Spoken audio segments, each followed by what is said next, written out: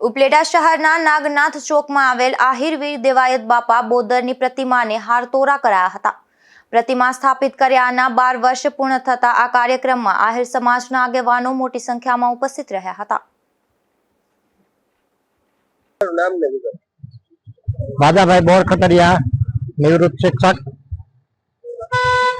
આજે જે દેવાયત બાપાના મૂર્તિની અનાવરણ વિધિ જે થયેલી છે 3/1 એ 3/1 તારીખે દર વર્ષે સમસ્ત ઉપલેટા તાલુકા આહિર સમાજ દેવાયત બાપાના જે દીકરાનું બલિદાન છે એ બલિદાનની યાદ તાજી કરવા માટે દર વર્ષે સમસ્ત સમાજ દ્વારા બાપાને હારતોરા કરી એમને પાઘડી પહેરાવી અને બાપાનું જે બલિદાન છે એને યાદ કરવા માટે ગામે ગામથી બધા આગેવાનો આવી અને આ બાપાના જે સ્ટેચ્યુની અનાવરણ વિધિ છે એનું દર વર્ષે અમે ઉજવણી કરીએ છીએ।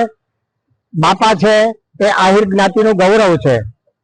રાનો વંશ રાખવા માટે બાપાએ પોતાના દીકરાનું બલિદાન આપેલું છે, તો આ બલિદાનને કેમ ભૂલી શકાય। આહિર જ્ઞાતિનો આ એક ઉજળો ઇતિહાસ છે।